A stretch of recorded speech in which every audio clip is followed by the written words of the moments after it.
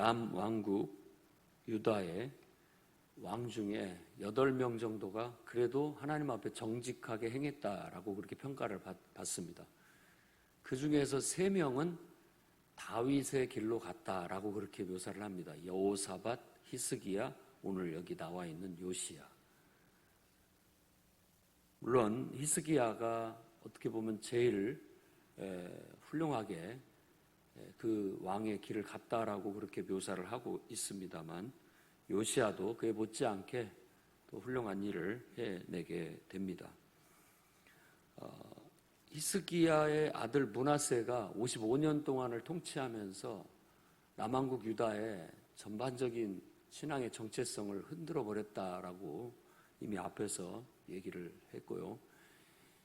그 왕이 그렇게 하고 있을 때 히스기야가 병들어 죽었을 때 이사야가 와서 또 그 성전에 있는 혹은 왕궁에 있는 보물창고를 바벨론의 사절단한테 보여주고 난 다음에 그 예언했던 말씀대로 히스기야의 아들 므낫세 때 그가 완전히 정체성을 흐트러뜨렸고 나아갔는데, 나중에 아수르 왕이 와서 이 므낫세를 끌고 갑니다. 그러니까 우리 열왕기 하에는 나타나지 않지만 역대하에는 므낫세에 대해서 얘기할 때 그가 말년에 포로로 한번 끌려갔다가 거기서 회개하고 기도했더니 하나님께서 다시 본국으로 돌아오게 하셨다라는 그런 내용이 있습니다. 언제든지 성경의 가르침은 아무리 잘못됐더라도 회개하고 돌아서면 하나님께서 구원의 은혜를 베푸신다는 게 성경의 가르침입니다. 그래서 우리들도 하나님의 그 크신 은혜를 늘 힘입어 은혜의 보좌 앞에 언제든지 나아가 우리 자신들을 늘 바르게 세우고 살아갈 수 있도록 힘써야 되겠습니다. 그가 죽고 그의 아들 아몬이 왕위에 올랐는데, 아몬이 왕위에 올른 지 2년에 신복들이 왕을 시해하고 죽이게 됩니다. 그러자 백성들이 그걸 보고 그럴 수는 없다라고 해서 들고 일어나서 왕을 죽인 신복들을 그들이 다 처단하고 그의 아들 요시야를 왕위에 세우게 되었다는 겁니다. 그런데 가만히 보면은 이렇게 반란을 이 남왕국 유다에서 두어 번 반란이 이렇게 일어나서 왕위가 바뀌게 되는데, 반란이 일어날 때의 그 전체적인 분위기는 그 윗대의 왕들이 실정을 했을 때 불만이 깊이 쌓여서 그렇게 되는 경우들이 많습니다. 그래서 자기 본분을 다하고 자기 자리를 잘 지키는 게 얼마나 중요한지를 다시 한번 느낄 수 있게 됩니다. 모든 사람들이 자기 있는 위치에서 자기 역할을 잘해주게 된다면 불만도 그만큼 줄어들게 될 것이고, 그러다 보면 본인이 잘하면 다른 사람들도 다 잘하게 됨으로 인하여 건강한 공동체가 되고 또 건강한 삶이 될 수가 있습니다. 그런데 어느 한 군데에서 뭐가 제대로 하지 못하게 되면 이게 피로가 누적이 되고 그것에 의해서 나중에는 원망이 쌓이게 되고 그것에 의해서 이런 반란 같은 일들이 일어나게 됩니다. 그러니 우리도 인생을 평탄하게 또 건강하게 세워나가려고 한다면 항상 자기 역할과 자기 본분을 다 충실히 해야 된다는 걸 깊이 새기고 실천해 나갈 수 있어야 되겠습니다. 그래야 나도 보람이 되고 다른 사람에게도 부담을 주지 않게 되는 겁니다. 그런 것이 결국은 쌓이고 쌓이면 저 사람은 참 훌륭한 사람이다라는 얘기를 들을 수 있게 되는 거고, 만약 그것을 하지 못하게 됐을 때 그게 쌓이고 쌓이면 그걸로 인한 불만이 언젠가는 터져 나오게 될 거라는 것입니다. 그러니 깊이 생각을 해야 됩니다. 요시야가 이렇게, 그러니까 아몬이 왕이 됐을 때가 22살인데 2년간 통치했으니까 24살 때 죽은 거예요. 그의 아들 요시야가 어린 나이에 왕이 됐다는 건 뻔하죠. 근데 요시야가 8살 때 즉위를 했다는 겁니다. 그러면 한 16살 정도의 아몬이 요시야를 낳았다는 얘기가 되는 거죠. 그 시대에 결혼의 연령을 이렇게 추정해 볼 수도 있고 그렇습니다. 아무튼 8살 때 왕이 되었고 어린 나이에 돼서 31년 동안 통치를 하게 되는데, 요시야가 왕이 됐을 때를 연도로 환산해 보면 BC 기원전 한 648년 정도가 됩니다. 722년에 북왕국이 멸망을 했고 남왕국 유다는 586년에 멸망을 하게 됩니다. 그러니까 이제 기간을 생각해 봐야 되겠고, 북왕국이 멸망한 지 이제 100여 년 정도 돼 가는 상황이라고 할 수 있습니다. 그때의 아수르는 서서히 힘을 잃어가고 있고, 이제 바벨론이 다시 그 아수르 제국을 밀어서 힘을 떨칠 무렵이라고 생각하면 되겠습니다. 그가 왕이 된 지 8년에 비로소 하나님을 찾기 시작했다라고 그렇게 얘기합니다. 그러니까 8살 때 왕이 됐다면 이제 16살이 된 거죠. 결혼할 때쯤 됐다고 볼 수 있습니다. 그때부터 하나님을 찾기 시작했다라고, 우리 성경 지금 열왕기 하에는 나와 있지 않지만 역대하 34장에 보면은 비교해서 보면 좋습니다. 비교해서 보면은 그가 통치한 지, 왕이 된 지 8년에 비로소 하나님을 찾기 시작했다라고 그렇게 얘기합니다.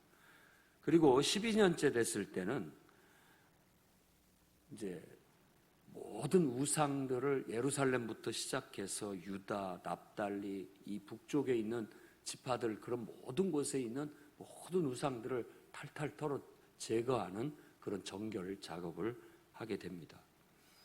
그리고 오늘 말씀에 공들여서 얘기하고 있는 것은 그 통치 18년에 성전 보수를 명령한 것에 대한 얘기를 하고 있습니다. 그러니까 열왕기 상하에서의 관점은 항상 이 훌륭한 업적은 뭐냐면 성전을 보수했거나 성전을 지었거나 성전과 관련된 걸 굉장히 중요하게 다루고 있다는 거예요. 그리고 다른 어떤 면에 있어서는 좀 생략을 많이 해놨습니다. 므낫세도 그 하나님을 저버리고 우상 숭배한 것을 굉장히 강조하고 있고 다른 것들에 대한 별로 얘기가 없습니다. 요시야는 성전 청소를, 성전을 수리하는 일을 다시 옛날 요아스 왕이 했던 것처럼 성전세를 받고 그 돈을 거둔 것들을 그 성전을 수리하는 사람들이 수고하는 인력들에게 주어서 성전을 수리하도록 하게 된 겁니다. 그렇게 성전을 수리하다가 대제사장 hil기야가 율법책을 발견을 한 거예요. 그 율법책이 성전 어딘가에 숨겨져 있었다라는 거. 근데 어떻게 이런 일이 있을 수 있냐라고 얘기하지만 우리가 기억을 해야 할 것은 난리통에 그렇게 됩니다. 항상 난리통에. 이 예루살렘이 북왕국에 한번 침탈도 당했고 또 아수르에 의해서 포위도 당하고 여러 가지 어려움을 당하면서 항복하고 막 이렇게 할 때 이 사람들이 와서 가만히 두지는 않았을 겁니다.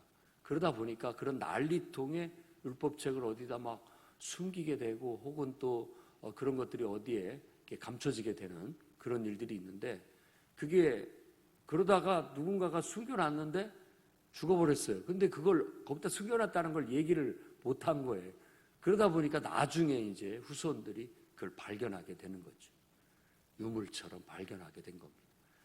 대제사장 hil기야가 그걸 발견하고 성전 수리의 명령을 받았던 서기관 사반에게 말해줍니다. 그러니까 사반이 이 서기관이니까 이 사람은 성경을 쫙 그 율법책을 읽으면서 이건 모세의 율법책이다 라고 하면서 왕에게 가서 그걸 보고하고 왕의 앞에서 그걸 읽었더니 그 율법책의 말씀을 듣고 그 옷을 찢은 거예요. 왜 그러느냐? 그 율법책의 말 마디마디가 전부 우리가 잘못한 것을 지적하고 있었기 때문에 그렇습니다. 하나님의 말씀은 살았고 운동력이 있다고 하고, 또 디모데에게 바울이 얘기할 때도 이 성경은 바르게 함과 의로 교육함, 우리를 이렇게 책망과 바르게 함과 의로 교육함이 있다는 거예요. 늘 우리 마음을, 우리 잘못된 것들을 바로잡아주고 온전케 해주는 그런 생명의 말씀이라고 한 거죠.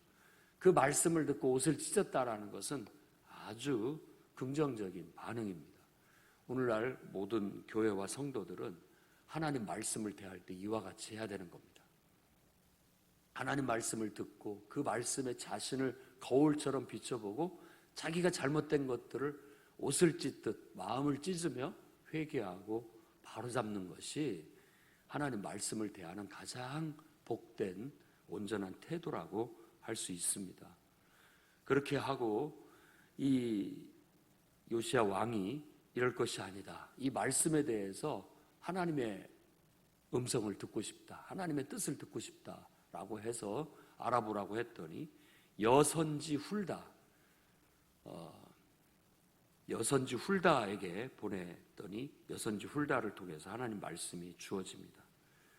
이스라엘 하나님 여호와의 말씀이 너희를 보낸 사람한테 가서 말해라. 요시야에게 가서 말하라는 거죠.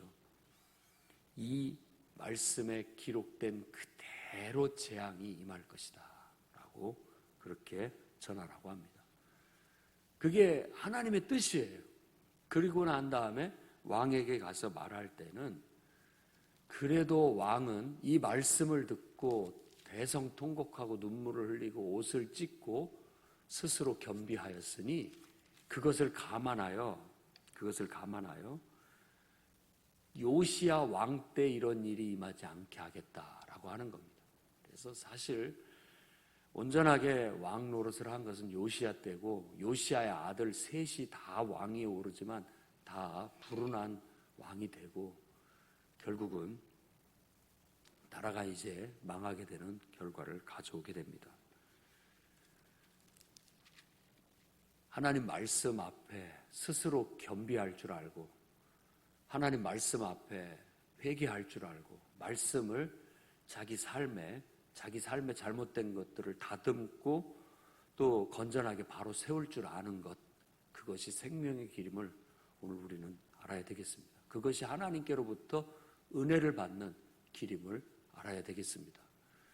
우리는 때때로 잘못 생각해서 또 어쩔 때는 뭔가에 치우쳐서 뭔가에 씌워서 잘 보지 못하는 경우가 많습니다. 얼마나 인간이 연약한 존재고 얼마나 인간이 어리석은 존재인지를 저는 내 자신을 봐서도 문득문득 느끼고 깨닫습니다. 어쩔 때는 뭔가에 씌워 있듯이 보지를 못합니다. 또 어떨 때는 뭔가에 집착을 하다 보니까 들을 걸 듣지를 못합니다.